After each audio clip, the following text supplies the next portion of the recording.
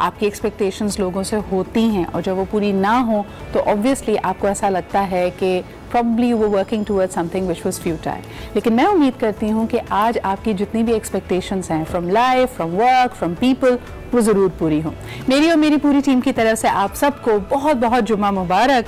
और जी वो सीज़न आ गया है जिसको कहते हैं सीज़न 5 PSL का, जिसके अंदर ये बात की जा रही है कि क्रिकेट का मेला सज गया है। मैं आपको भी एक चैलेंज देती हूँ, आज पूरा दिन मुझे प्लीज़ ट्वीट कीजिए मेरे शो के दौरान, जिसमें आप मुझे ये बताइए कि ये जो मेला है इसको हम कैसे रिप्लेस कर सकते हैं।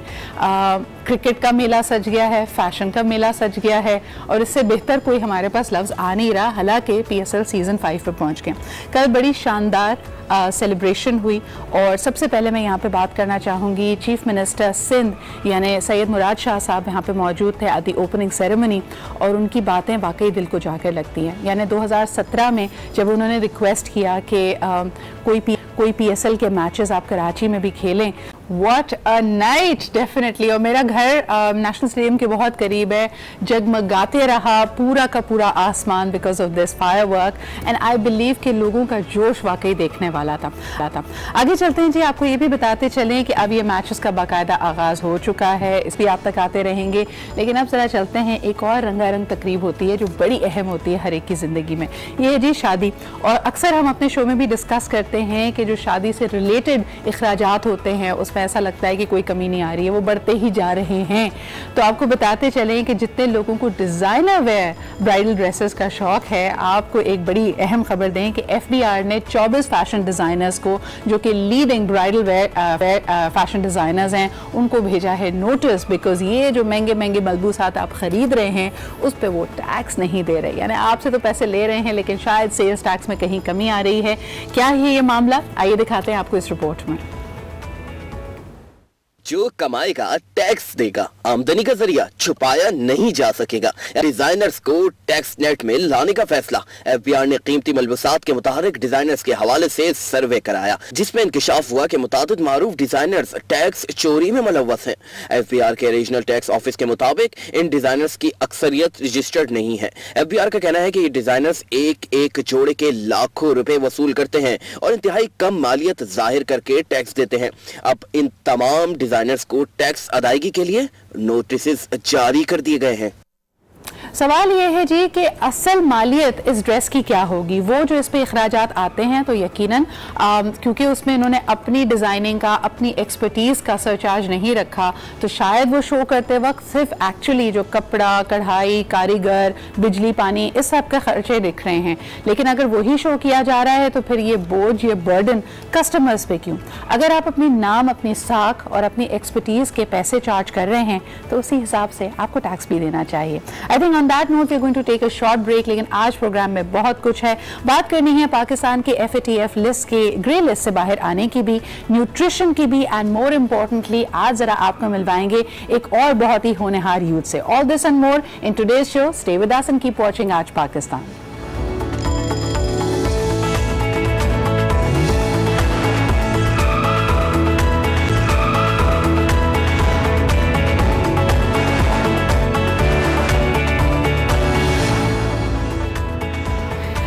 Welcome back. आप देख रहे हैं आज पाकिस्तान, और अभी ज़रा शॉट खुलेगा तो हम आपको बताएंगे कि आज फिर मेरे सामने नाश्ते की बहुत सारी चीज़ें हैं, because I want to welcome to this show a very dear friend and a nutritionist, जिनका अभी हाल ही में एक नया ब्रांड इन्होंने लॉन्च किया by the name of bean and peanut. They focused on healthy food and you can see the greens are there, the brand is there, और ये meal जो कि पैक्ड विद एनर्जी है, this is prepared by her. If you sign up with the service, इस तरह के आपको meals मिलते हैं और आप जल्दी से दुबले और स्मार्ट भी हो सकते हैं। हमारे साथ मौजूद हैं सना रजा हबीब। अस्सलाम वालेकुम सना। It's a stripes day. I'm liking how we are coordinated today. Without knowing. So there is so much, mashallah. पहले तो my viewers are already aware that breakfast is the most important meal. लेकिन हम mistake क्या करते हैं? आजकल बड़ा trend है an all protein breakfast का. Is that something that you would recommend? I mean, we would recommend a balance. I think a diet is all about moderation and it's about balance.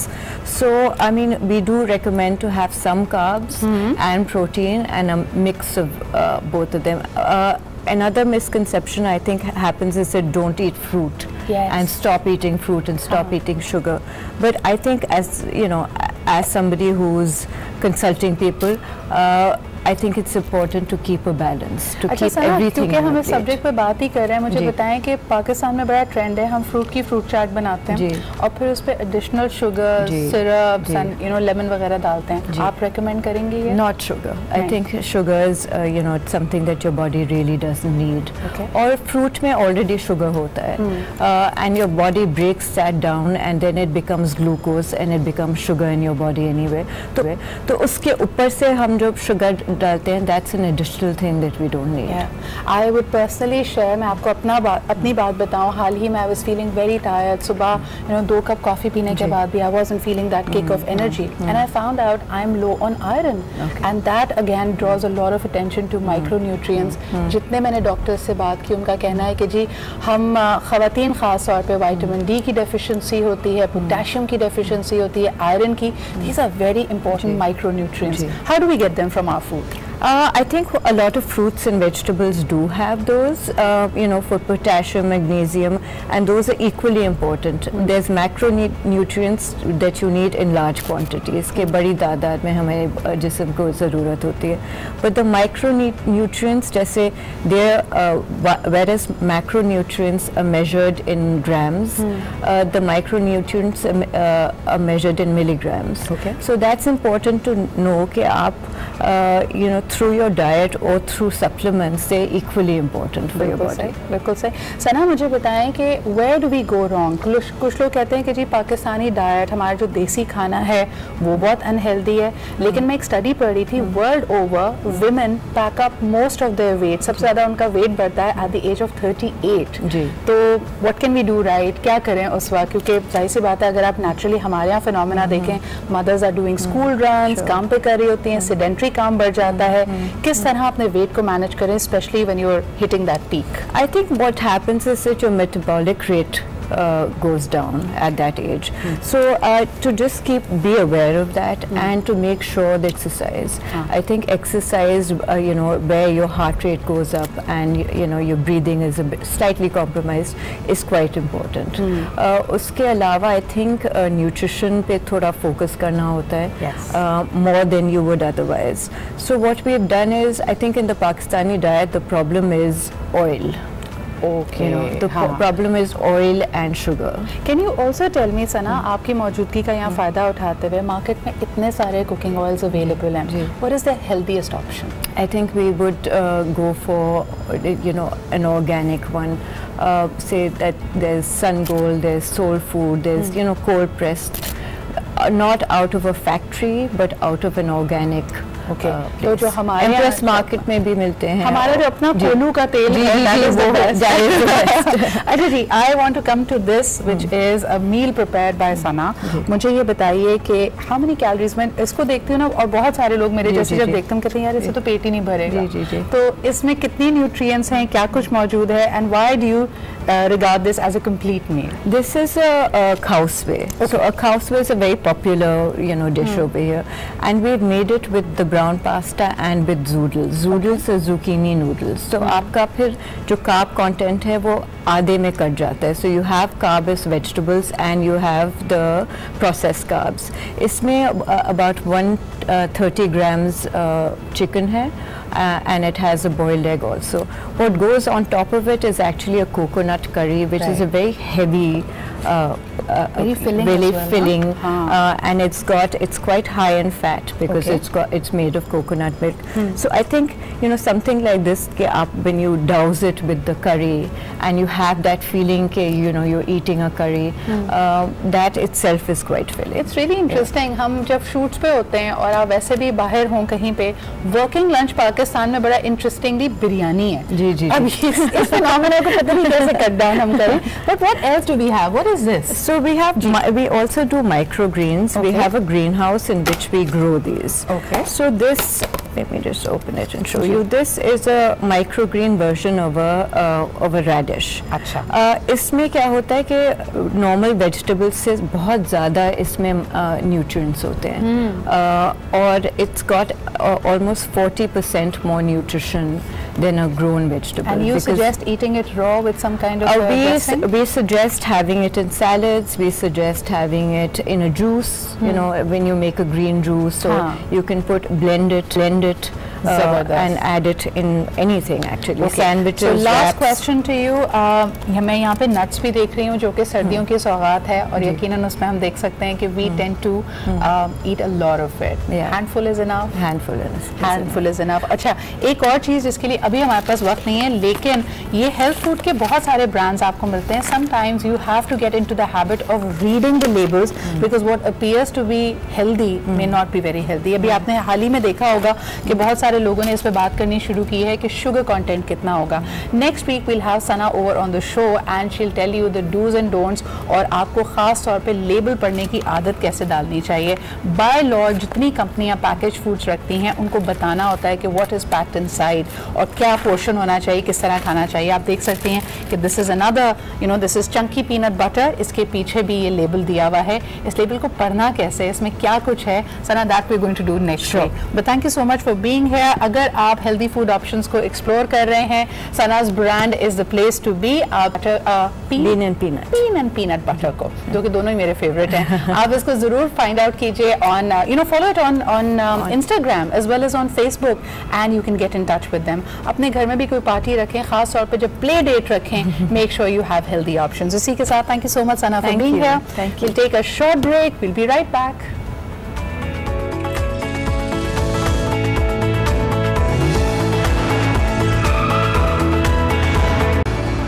Welcome back after the break. आप देख रहे हैं आज पाकिस्तान. आप ज़रा बात करते हैं, कभी आपकी बोर्ड के किसी एग्ज़ाम में सप्ली आई है? बिकॉज ऐसी ही हमारी फीलिंग हो रही है जब हम FATF की ग्रे लिस्ट की बात करते हैं.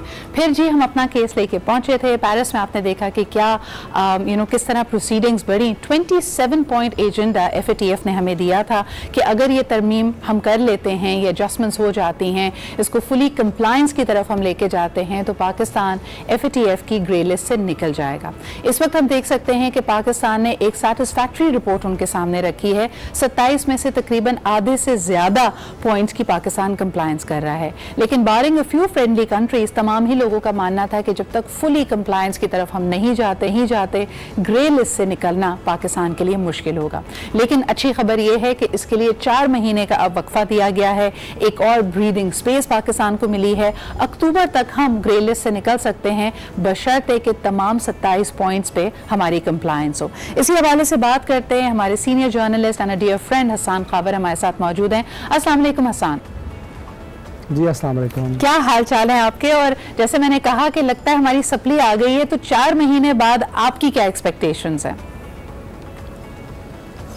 जी देखिए, आपने सप्ली की जो एग्जांपल दी, लोगों का ये ख्याल था कि अगर आधे से ज़्यादा जो एक्शन प्लान की चीज़ें हैं उसके ऊपर अगर अमल दरामद हो गई है तो शायद पाकिस्तान को निकल जाना चाहिए था. इसमें ये पूरा एक्शन प्लान पाकिस्तान को इम्प्लीमेंट करना है और उसके बगैर पाकिस्तान ग्रे लिस्ट से निकल नहीं सकेगा. सही. लेकिन जो अच्छी बात इसके अंदर वो ये है कि देखिए जब पिछली दफ़ा जब FATF के पास हम गए तो उनकी एक बड़ी सख्त स्टेटमेंट आई और मेरे ख्याल में वो एक मोमेंट था जिस पे गवर्नमेंट को रियलाइज़ हुआ कि इनको पूरी तरह इस एक्शन प्लान पे अमल दरामद करना पड़ेगा. सही. और अगर आप पिछले कुछ माह में देखें तो उन्होंने बड़े ज़ोरों शोर से उसके ऊपर काम किया है और अब जो साइंस हैं वो सारे पॉजिटिव हैं, क्योंकि आपको पता है कि इसके अंदर कुछ इंटरनेशनल पॉलिटिक्स भी थी. लेकिन जब सुना ये आज उनकी फॉर्मल स्टेटमेंट इशू करेगा FATF जुमे को, लेकिन ये है कि जो सुना और जो हमारी खबरें हैं वो ये है कि जब जो रिपोर्ट प्रेजेंट की गई तो मेंबर्स ने काफ़ी सेटिस्फेक्शन का इजहार किया और मेंबर्स ने कहा कि पाकिस्तान में बहुत considerable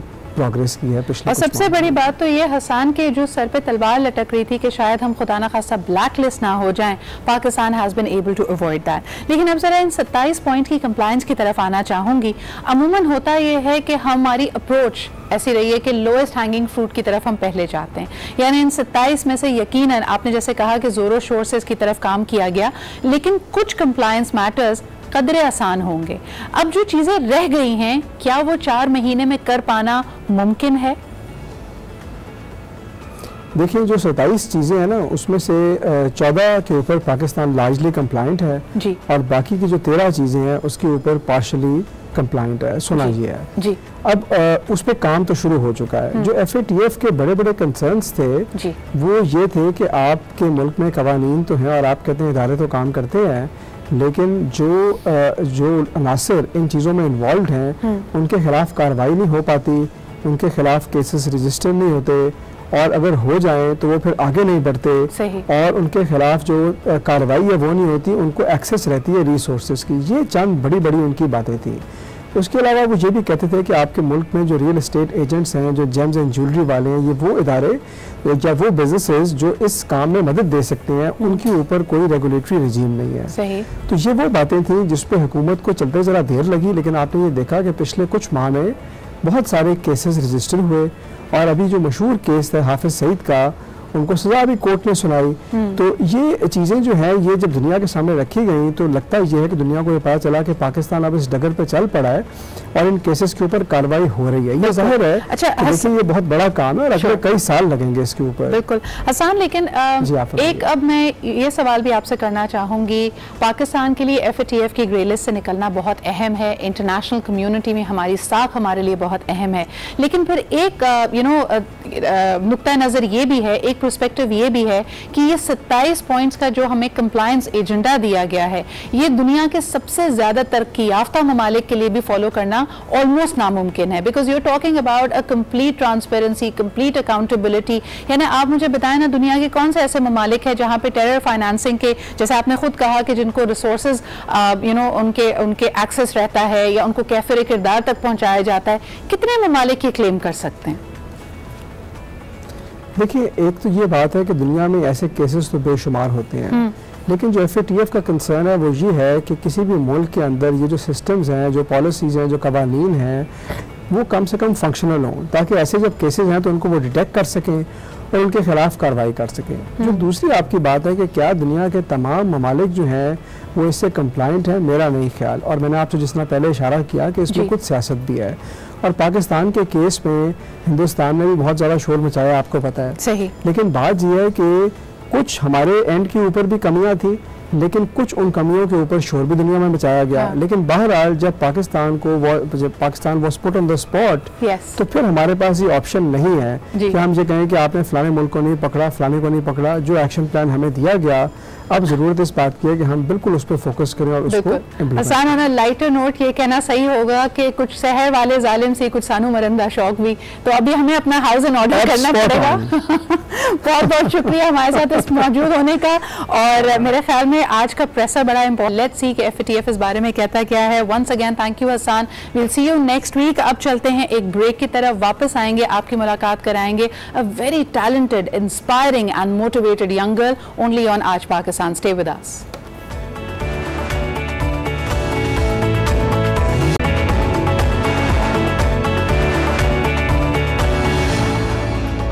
welcome back after the break. आपसे मैंने शेयर किया on the show as well as on my social media feed के हाल ही में UNHCR ने, मिनिस्ट्री ऑफ फॉरेन अफेयर्स ने और सैफरन ने मिलकर ऑर्गेनाइज की थी एक कॉन्फ्रेंस जो कि रेफ्यूजी समिट था।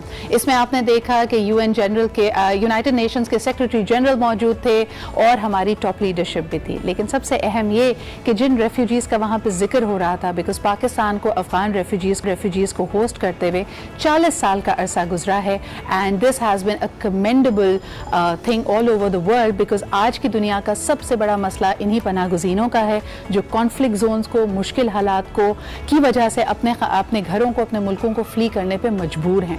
लेकिन इसके बाद जिस भी जगह वो लैंड करते हैं, जो भी मुल्क इनको पनाह देता है, क्या वो इंक्लूसिव पॉलिसीज़ लेके आता है या नहीं, ये आज का मसला है दुनिया का। पाकिस्तान 40 साल से has been playing host to the Afghan refugees, and we are very proud that they contribute so amazingly to our society. आज आपकी मुलाकात कराती हूँ एक ऐसी ही रेफ्यूजी यूथ से who was born in Pakistan. She is studying currently at the University of Peshawar, और रेफ्यूजी यूथ एक्टिविज्म में she is certainly making her place. सबसे पहले आपको दिखाते हैं हिना शेखानी के बारे में ये रिपोर्ट।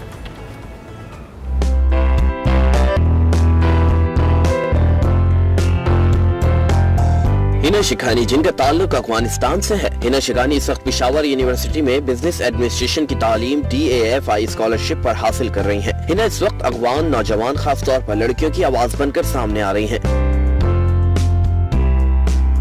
हिना पना गुज़ीनों की तालीम के लिए जिगॉस और UNHCR के साथ एक प्रोजेक्ट पर रिसर्चर के तौर पर भी काम कर रही हैं। कई नेशनल और इंटरनेशनल फोरम्स पर हिना अफगान मुहाजिरीन की तालीम के लिए अपना मिशन भी पेश कर चुकी हैं।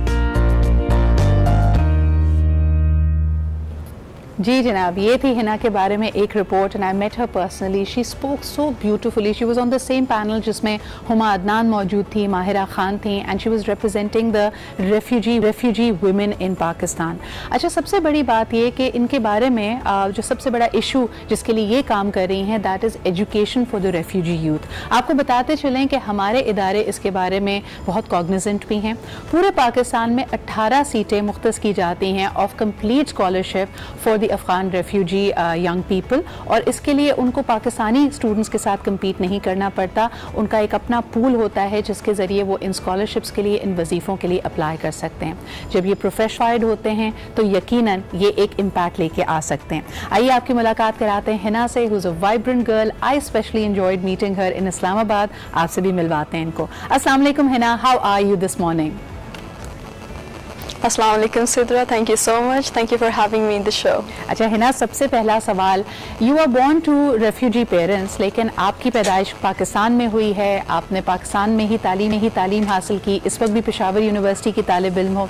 आपकी पाकिस्तान से क्या वाबस्तगी है? आप अपनी शनाख्त को, अपनी आइडेंटिटी को कैसे डिफाइन करती हो? मैं, जैसे कि आपने कहा, मैं पेशावर पाकिस्तान में पैदा हुई हूँ, और हमेशा ये सवाल मुझसे मेरे फ्रेंड्स ने और बाकी जो पाकिस्तान में लोकल कम्युनिटी है उन्होंने मुझसे हमेशा ये सवाल किया है कि आप एक रेफ्यूजी है and how do you feel about Pakistan? And I have always had only one answer, that was like Afghanistan is my motherland, Pakistan is my homeland. I have been brought up in this land has nurtured me, so of course I have a very great affiliation with this land, with the people of here. Aside from the challenges that I face as a refugee, the people have always supported and included and loved me, and that means a lot to me. बिल्कुल है ना, and home is where the heart is. आपका दिल तमाम पाकिस्तानियों की तरह यहीं पे धड़कता है।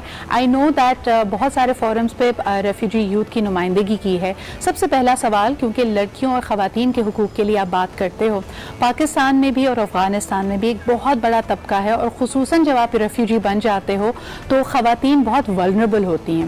उनकी वल्नरेबिलिटी को कम करने के लिए पॉलिसी मेकर्स क्या कर सकते हैं? किस किस्म की पॉलिसीज़ बना सकते हैं?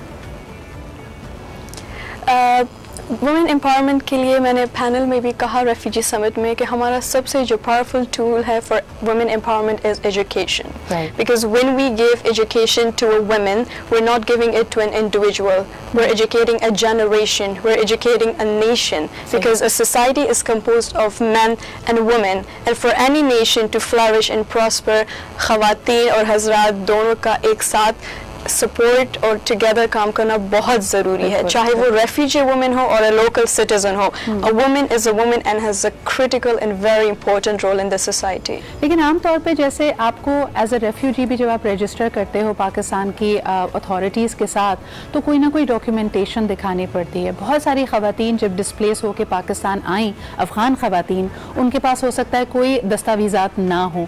क्या इसने प्रॉब्लम्स क्रिएट किया, उनको मज़ीद वल्नरेबल बनाया?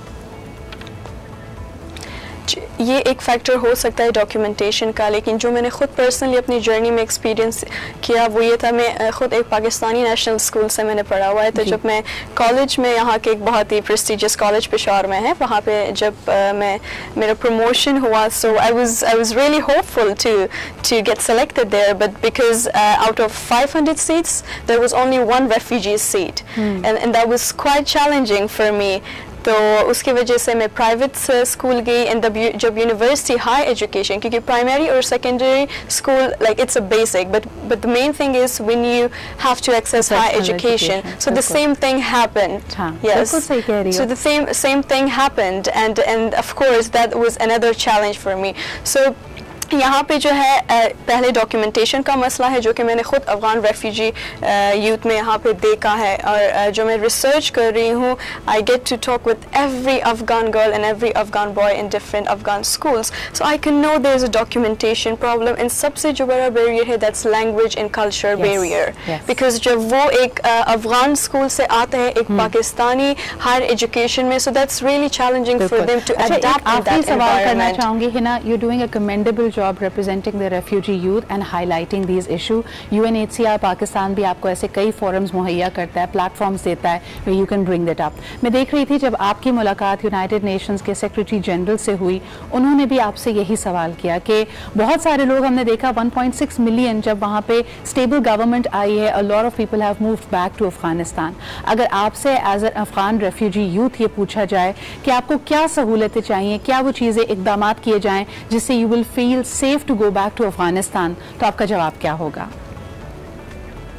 बिल्कुल, हम जहाँ पे भी जिस होस्ट कम्युनिटी में भी देखें, so the only answer is of course the refugees has to go back to their country because that's their home and the same I want for myself. But we should know कि refugees के पास वो skills, वो knowledge होनी चाहिए कि वो जब कल को अपने मुल्क जाए तो वहाँ पे वो कंट्रीब्यूट कर सके पीस पे, डेवलपमेंट. अगर हम होस्ट कम्युनिटी में ही रेफ्यूजीज को वो इक्विप ना करें उस नॉलेज और स्किल के साथ, हम ये बिल्कुल एक्सपेक्ट नहीं कर सकते वो एक दिन जाके अपने कंट्री में दोबारा जो है वहाँ की रिकंस्ट्रक्शन, रीबिल्डिंग में कंट्रीब्यूट कर सकते हैं. बिल्कुल सही कह रही हैं ना. Thank you so much for being on my show today. और सबसे बढ़कर ये कि जब हम बात करते हैं सॉलिडारिटी की between the Afghans and the Pakistani youth, I think this is really important because एक कोलैबोरेटिव एफर्ट, आपको बताते चलें कि 40 साल से Pakistan has been a compassionate host and not one single government. कोई एक सियासतदान, कोई ऐसी एक हुकूमत भी 40 सालों में नहीं गुजरी जिन्होंने कहा हो कि नहीं जी हमें रेफ्यूजीज़ को वेलकम नहीं करना चाहिए. We are neighbours and we are brothers in this solidarity, and of course that goes a long way. So thank you so much Hina. It is wonderful to have vibrant young voices like yourself. बढ़ते हैं हम एक break की तरह आएंगे. तो आज का हमारा बिग डिस्कशन टॉपिक बहुत ही अहम सोशल इशू पे है. हमारे साथ रहिए.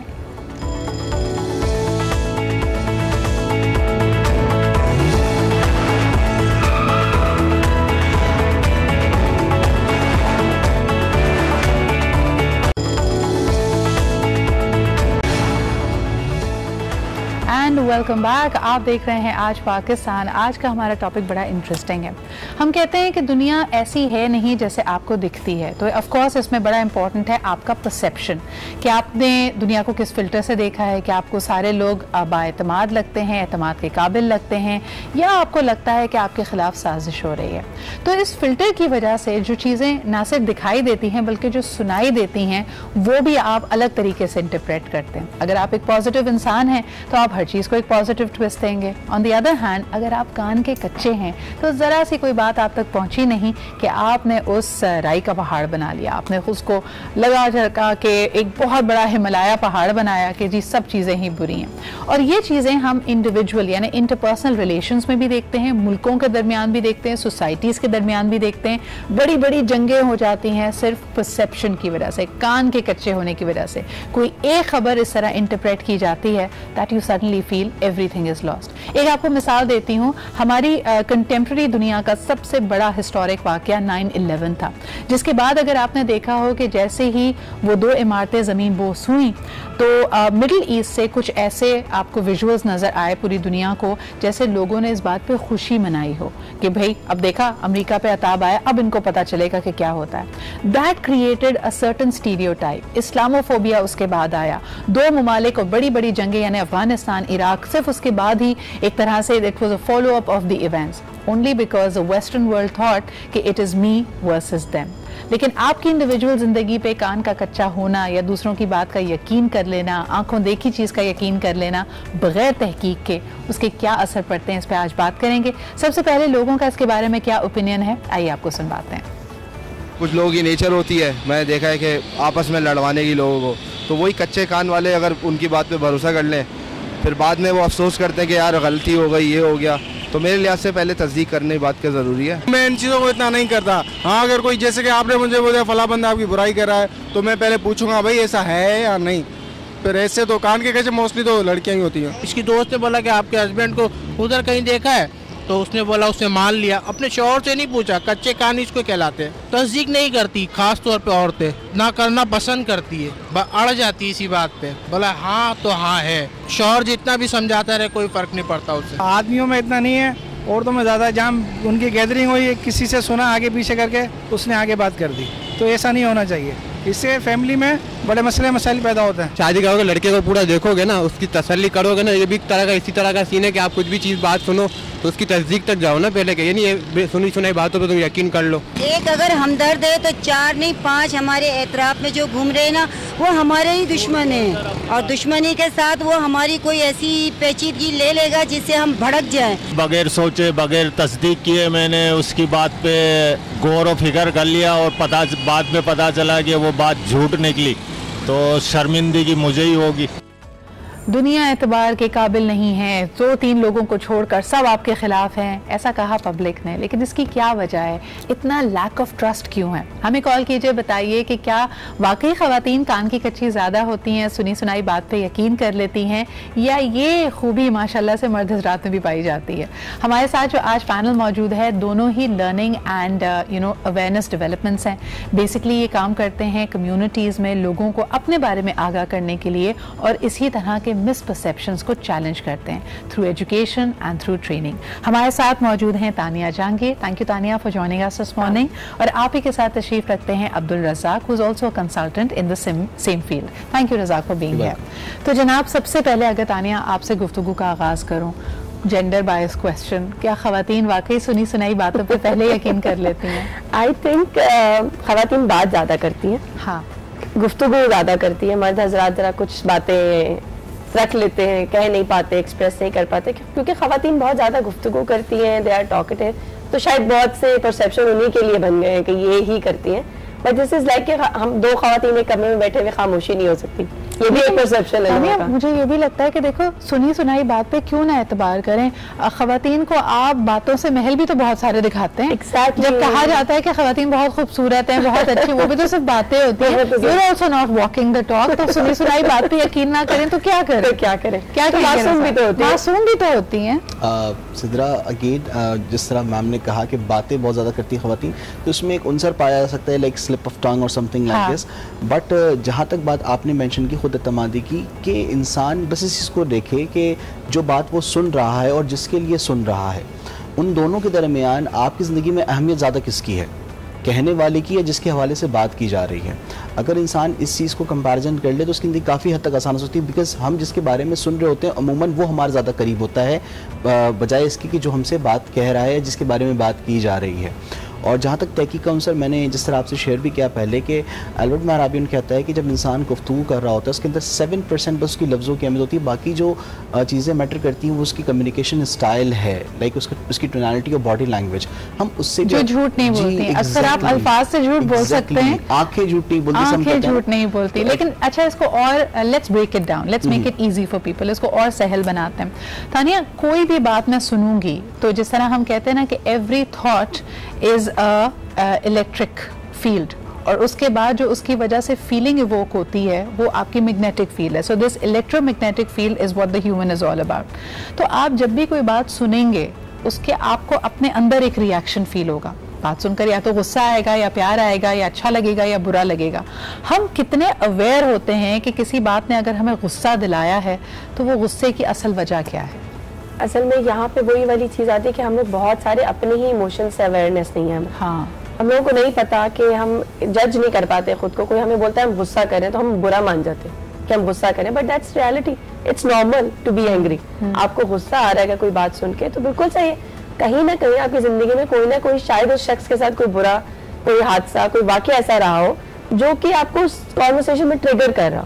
और कभी कभार जो चीज आप गुस्सा समझ रहे हैं तानिया, वो हो सकता है गुस्सा ना, वो फ्रस्ट्रेशन हो, वो दुख हो, वो आपको ये फील हो कि भाई I am not feeling heard, मेरी बात तो कोई सुन ही नहीं रहा। हर इंसान का एक एक्सप्रेशन को प्रेजेंट करने का एक तरीका बिल्कुल डिफरेंट होता है। कुछ लोग खामोश हो जाते हैं, कुछ लोग गुस्सा करते हैं, कुछ लोग थ्रेटेंड फील करते हैं। तो इट डिपेंड्स कि आपकी क्या रहे क्या है उस शख्स के साथ। सबसे ज्यादा ओवर सिंप्लीफाइड जो लोग आपको सोल्यूशन देते हैं, भाई कान के कच्चे मत बनो, अगर किसी ने आके कोई बात कह दी है तो उसको फौरन वेरीफाई करो। अब वेरीफाई करना रज़ाक हर दफा मुमकिन नहीं होता। जिसके बारे में बात हो रही हो सकता है वो किसी और शहर में हो, उस मोमेंट में आप वेरीफाई नहीं कर सकते, या बात कोई बहुत पुरानी हो गई है, तो क्या करना चाहिए? सिद्रा, मैं समझता हूँ कि पॉसिबल है कि अगर मैंने जिस तरह आपसे कहा ना कि डिपेंड करता है कि जिस शख्स के बारे में बात हो उसकी अहमियत कितनी है आपकी ज़िंदगी के अंदर। ये देखिए, चूँकि हम यूथ फ्रेटर्निटी और सोशल एक्टिविटीज़ के अंदर नज़र आते हैं, तो वहाँ पर मैं अक्सर इस बात को पॉइंट आउट करता हूँ कि हमारे यूथ में भी प्रॉब्लम ये चल रही है। जिस तरह अभी 2 दिन पहले आपने देखा कि एक मुल्क में अफवाह उड़ी कि पेट्रोल की कमी है और एक कतार दर कतार पेट्रोल पंप्स पे, CNG स्टेशन पे, लाइक गैसोलीन स्टेशन पे नज़र आई। हमारा बच्चा जो होता है वो अगर कोई वीडियोस देख रहा होता है या यूट्यूब पर कोई भी वीडियोस, तो 2 मिनट की या 3 मिनट की वीडियोस देखकर वो डिसाइड कर लेता है उसका रोल मॉडल या इंस्पिरेशन कौन है। ठीक है, ये भी एक किस्म है कान के कच्चे होने। यानी फेक न्यूज आपने जैसे कहा कि चलो अगर आपसी बात है तो फिर भी कोई तरीका है कि आप वेरीफाई कर सकते हैं, लेकिन मिस इन्फॉर्मेशन की कोई तस्दीक नहीं हो सकती। अच्छा, यहाँ तक कि आपके लिंक्स भी हैं, एंकर पर्सन्स हैं, मीडिया पर्सनालिटीज हैं जो न्यूज़ से अटैच रहते हैं, लेकिन आप उससे भी कंफर्म कर सकते हैं नहीं एक रैट रेस है, हम चल पड़े। अच्छा, कभी कभार डिसबिलीफ भी होता है, किसी के बारे में कोई बात सुन ले तानिया तो हमें यकीन नहीं आता कि ये शख्स ये बात कर भी सकता है। इस पर हम मजीद बात करते हैं, लेकिन एक कॉलर हमारे साथ हैं। हेलो, अस्सलाम वालेकुम। वालेकुम सलाम। सिद्रा कैसी हैं? मैं बिल्कुल ठीक ठाक है, आप कैसे हैं? अल्हम्दुलिल्लाह। पहले दोनों मौजूद मेहमानों को सलाम हो और माशाल्लाह आप तो मुझे लगता है कान की बहुत पक्की हैं। कोशिश करती हूँ याया, और अपनी समझ बूझ से इंसान को डिसीजंस लेने चाहिए रादर की सुनी सुनाई बात पे। देखिए सिद्रा, ये it is the point you give me to, ये आपने दिया, ये हकीकत बात है। आप अपनी पर्सनैलिटी को स्ट्रांग बनाए, अपनी सोच को स्ट्रांग बनाए। हमेशा आपके प्रोग्राम में कोई भी बात होती है तो मेरा यही पॉइंट ऑफ व्यू होता है कि पहले अपनी सोच को मुस्बत करें और स्ट्रांग करें। आप इतनी वीक नहीं होने चाहिए। किसी ने आपसे कुछ कह दिया, किसी के बारे में कह दिया, अपनी बीवी के बारे में कह दिया, शौहर के बारे में कह दिया, तो फौरन 1-1 उसको तस्लीम करने। एक लेकिन प्रॉब्लम ये होती है कि अगर आपका शौहर, जैसे आपने जिक्र किया, आपका शौहर या आपकी बीवी कान की कच्चे हो तो बहुत मिजरेबल लाइफ हो जाती है, क्योंकि वो थोड़ी बात पे अगर आप किसी की बात पे यकीन करने लगेगा और उस पर इंक्वायर करने लगेगा। क्योंकि मेरे ख्याल में जब मुझसे अगर कोई ऐसी कोई बात करता है, अगर मेरे किसी करीबी फ्रेंड की बात करता है तो मैं तो एक कान से दूसरे कान से उड़ा देता हूँ, और वो मेरा एक तरीके कार है। लेकिन इसमें याया बिल्कुल सही आपने बात की, और thank you so much for this call and bringing this issue up. लेकिन ये इशारा करता है कि आपकी कम्युनिकेशन उस बंदे से बहुत स्ट्रांग है, तभी अगर किसी ने कोई बीच में सुनी सुनाई बात आप तक पहुंचाई भी तो आप उस पर यकीन नहीं कर रहे, क्योंकि आपको एतमाद है कि नहीं, इस बंदे से मेरी कम्युनिकेशन बहुत अच्छी है। This actually point are the very important issue. The issue is कि कभी कभार आप अगले बंदे से डरते हैं और आपका ये खौफ आपके रिश्ते में दरार डालता है। हम एक छोटा सा ब्रेक लेते हैं, लेकिन वापस आके बात करेंगे कि अगर आपके मिसाल के तौर पे आपके स्पाउस के बारे में, आपकी बीवी या आपके खावन के बारे में किसी ने आपसे कोई बात कही तो आपको ये डर भी है कि अगर मैंने इस बात को वेरीफाई करने के लिए जिक्र छेड़ा तो उल्टी डांट पड़ जाएगी या वो शख्स इतना नाराज हो जाएगा कि बात करने का कोई फायदा नहीं है। This also create space. इस पर बात करते हैं एक छोटे से ब्रेक के बाद।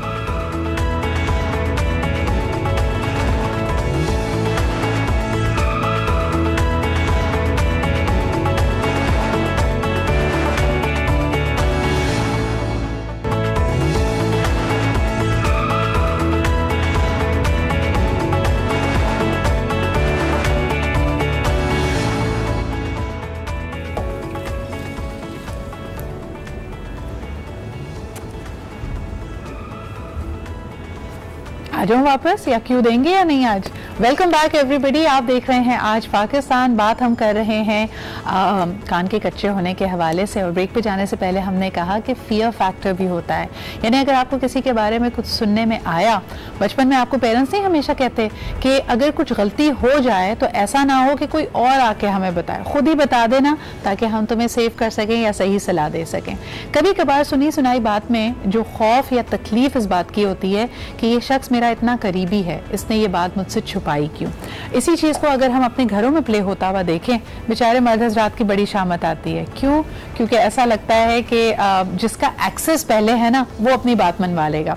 अगर एक आदमी घर में एंटर हुआ है तो अम्मी के पास अगर पहले चला गया तो सास ने अपनी रोदात सुना दी, ऑन दी अदर हैंड बीवी के पास पैसा चला गया तो फिर उसने बता दिया। क्या कहती हैं तानिया, इस बीच में बिल्कुल चक्की में पिसिंग पिसिंग पिसिंग ये बिल्कुल घरों में भी, इदारों में भी, हर जगह ये चीज़ है। और जब आप पहले किसी एक की बात सुन लेते हो, चाहे आप उस पर यकीन करो ना करो, कहीं ना कहीं आपके दिमाग में वो कुछ ना कुछ असर छोड़ जाती है, आप इन्फ्लुएंस हो जाते हो। तो जब आप दूसरे की बात सुनते हो तो आप उसी परसेप्शन के साथ सुनते हो कि हाँ कुछ ना कुछ तो उधर भी हुआ है बट इधर भी हुआ है। हाँ। तो वो एक जो है ना एक कंफ्यूजन उस बीच वाले इंसान पे रह जाती है। और आई थिंक वो जो तकलीफ है वो जो हम बात कर रहे हैं कि इट इज़ वेरी इंपॉर्टेंट कि अगला बंदा ये बताए कि ये बात मुझसे छुपाई क्यों गई, इस मुगालते से कैसे निकला जाए। Like Razzaq, half of the time the husband gets angry कि मुझे मेरी माँ ने ये बात क्यों बताई, तुमने मुझे डायरेक्ट क्यों नहीं बताई थी। अच्छा सिद्रा, इससे पहले मैं जो कॉलर थे उनकी बात ऐड करता चलूँ। उन्होंने कहा कि मुस्बत सोच रखना, पॉजिटिव सोच रखना, तो यहाँ पर एक कोटेशन मुझे याद है, your vibes attract your tribe, कि अगर आप कान के कच्चे हैं तो आपको वैसे लोग मिलेंगे। बिकॉज़ लोगों को आपकी वीकनेस पता चल गई है ना। सिद्रा, जब मैंने किताबों का मुताला किया, अशफाक साहब कहते हैं, उन्होंने एक सूफिया बुजुर्ग का तस्करा किया कि जब वो एक रास्ते से जा रहे थे, उनकी नज़र एक बिल्डिंग पर पड़ी, तो उन्होंने जब उसे देखा और अपने से खुद से सवाल किया कि ये कितने अरसे में बनी होगी, और सवाल करने के बाद उन्होंने तवज्जो दी, यार ये तो मैंने गैर ज़रूरी सवाल कर लिया, और उसका कफ़ारा अदा करने के लिए उन्होंने 1 साल का रोज़ा रखा सिर्फ उनसे ये मिस्टेक, ताकि ये मिस्टेक दोबारा रिपीट ना हो।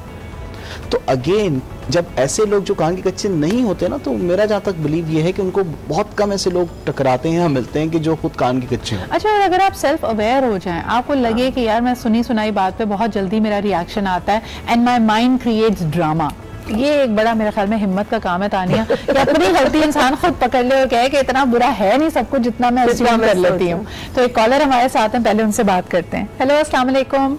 राशिद बोल रहा हूँ, क्या हाल चाल है? बिल्कुल ठीक ठाक राशिद साहब, आप सुनाइए। बिल्कुल अल्लाह का शुक्र।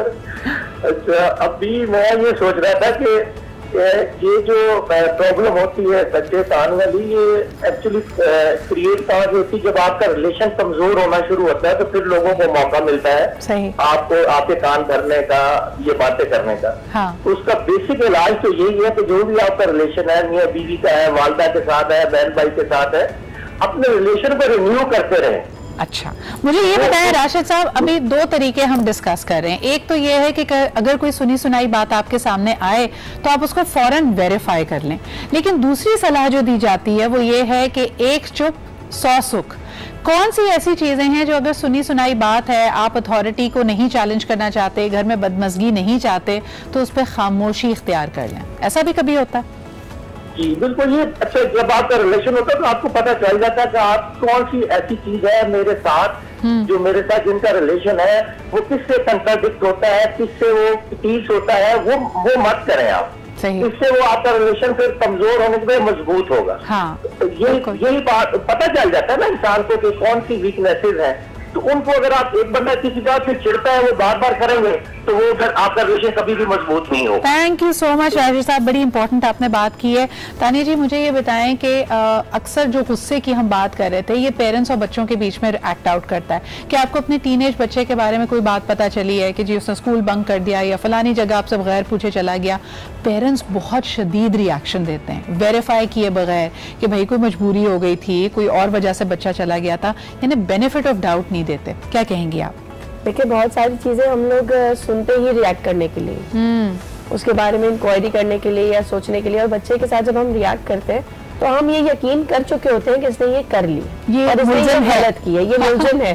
तो जब उस वाली सोच के साथ, उस यकीन के साथ जब हम उस पे इंटरोगेट भी करते हैं ना, तो हमें वही जवाब सुनना चाहते हैं जो हमारे दिमाग प्रोसेस कर चुका होता है, और इससे इसका गलत काम सही तो कुछ भी नहीं होता। यानी ऐसा नहीं होगा कि वो अपना रवैया बदल लेगा या आप पे ज्यादा एतमाद करने लगे, बल्कि आपने डैमेज कर दिया रिलेशन, आपने डैमेज कर दिया। फिर आपका बॉडी लैंग्वेज, आपकी टोनालिटी, आपकी कॉन्वर्सेशन होगी ही नेगेटिविटी की तरह।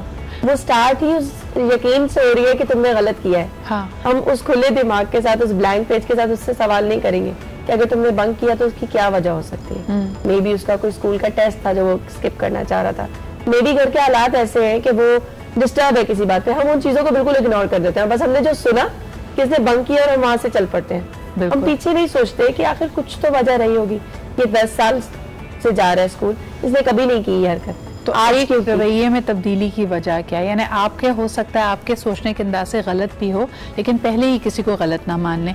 रज़ा, कान के कच्चे होने की वजह से, खुसूसन अगर बॉस कान का कच्चा हो, तो क्या लोगों के करियर्स भी तबाह हो सकते हैं? बिल्कुल हो सकते हैं सिद्रा। ये मेरी पर्सनल लाइफ से मैं एग्जांपल देता हूँ। मैं यूनिवर्सिटी डेज़ की बात है, मैं एक इदारे में एम्प्लॉय था इदारा बड़ा बदहाली का शिकार था, लेकिन डेफिनेटली जॉब करनी थी, हमें सैलरीज मिली थी, हमें उससे कंसर्न था।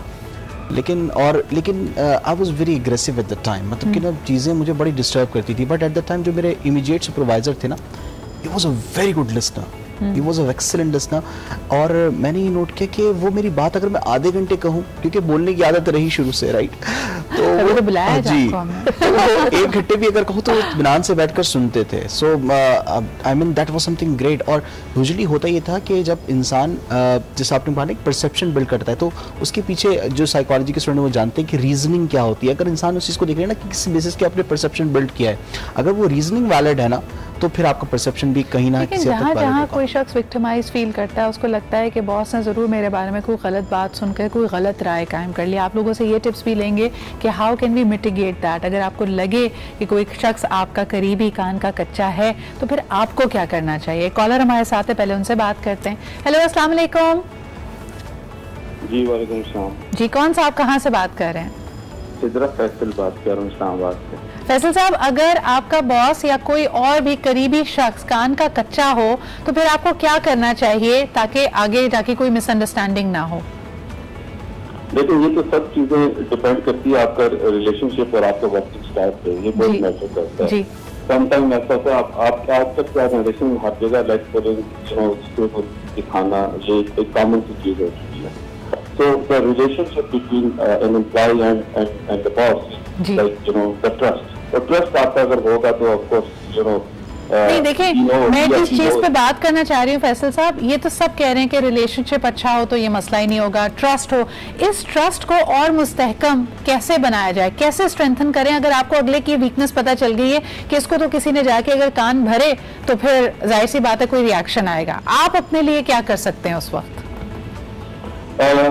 उसमें सबसे जरूरी चीज तो यही होती है कि आप अपने जो आपके एक्ट होते हैं, आप इस चीज से अपनी चीजों को बता सकते हैं कि how you are doing it. Otherwise the problem is people around you तो अपनी सिंसेरिटी का सबूत देते रहें। बहुत बहुत शुक्रिया फैसल साहब हमारे साथ मौजूद होने के लिए।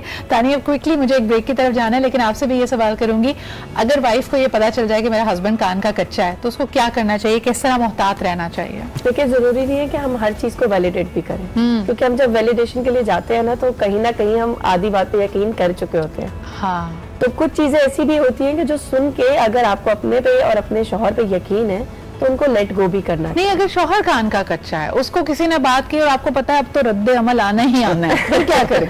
तो फिर आपको खुद स्टेप फॉरवर्ड करके चीजों को क्लैरिफाई कर लेना चाहिए। हाँ। बेहतर है कि आप खुद कर लें और इंतजार ना करें कि वो आपसे पूछने आए, और आपको लगता है कि ये चीज हो गई है और वो शख्स ऐसा है। हर इंसान में कमी होती है ना कोई, तो अगर उसमें ये कमी है तो आप उसको कॉम्प्लीमेंट कर लें और उससे खुद बात करें। लेकिन इसका एक और रूप भी ये है कि कुछ टॉक्सिक रिलेशनशिप्स आपको हमेशा कॉर्नर करके आपसे सवाल ही करते रहेंगे। तब क्या करना चाहिए, कितने सवालों का जवाब दें, कब तक अपनी सफाइयां देते रहें, इस पर भी बात करेंगे एक छोटे से ब्रेक के बाद।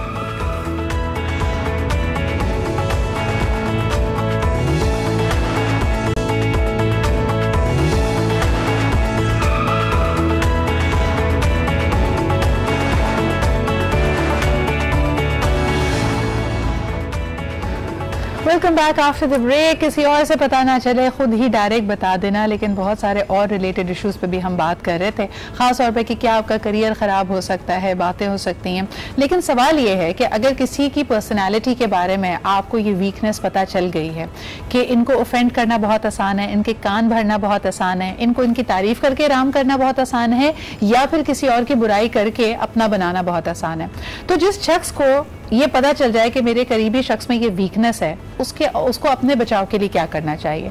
मिसाल के तौर पे खातून को ये पता है कि मेरे खाविंद में ये कमी मौजूद है, वीकनेस है कि जी कान के बहुत कच्चे हैं, सुनी सुनाई बात पे यकीन कर लेते हैं, तो फिर वो क्या करें? Your answer.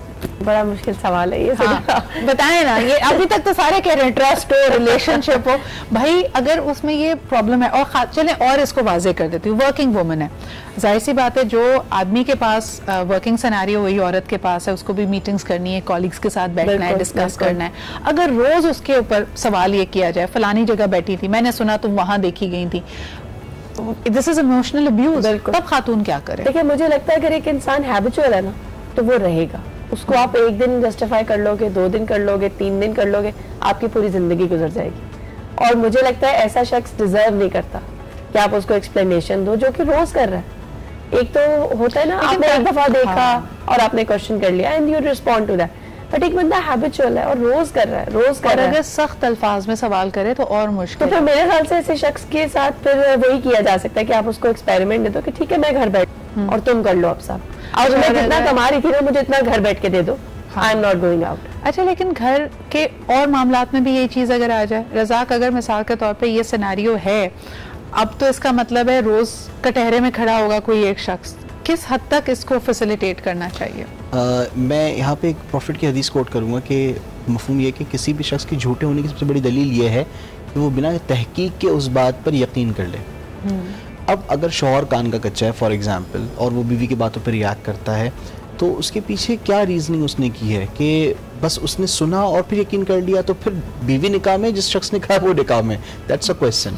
और अभी अगर ये भी बात रेज होती है, वैलिड पॉइंट है, और ये भी बात रेज होती है कि लाइक फॉर एग्जांपल जो कि बीवी की कैरेक्टर्स पर पॉइंट आउट कर रहे होते हैं, तो यहाँ पर जिस तरह मैंने आपसे शेयर किया था कि अक्सर ये होता है कि एक शख्स जो माजी में किसी पर्टिकुलर रिलेशन में अफेयर्स में रहा या उससे किसी गुनाह का इर्तिकाब हुआ, एग्जैक्टली उस सिनेरियो को माइंड में रखते हुए वो अपनी बीवी पर उस चीज़ों को इम्पोज करने की कोशिश कर रहा होता है। You mean it's projection as well? Ji, exactly. कई दफा कान के कच्चे लोग जिन चीजों पे सवाल कर रहे होते हैं वो एक्चुअली वो खुद कर रहे होते हैं और अपने आप को सेव कर रहे होते हैं। और कई बार ऐसा होता है कि लाइक फॉर एग्जांपल अगर हमसे इस तन्हाई में खलवत में कोई ऐसी चीज़ फॉर एग्जांपल हमने कर ली, चाहे वो ग़ीबत ही क्यों ना हो, तो हम ये हमारा एक्सपेक्ट नहीं करते, हमारा ये यकीन होता है कि यार मेरा भाई है, मेरे साथ ही रहते हैं, यकीन ये भी ऐसा करता होगा। हाँ, अच्छा, एक कॉलर हमारे साथ है, इस पर मजीद बात करेंगे। यानी आप ये देखें कि सवाल ये पैदा होता है कि किसी की सुनी सुनाई बात पे रिएक्ट करने से पहले लोग ये क्यों नहीं सोचते कि अगला भी पलट कर आपसे ये सवाल कर सकता है कि why was this person so comfortable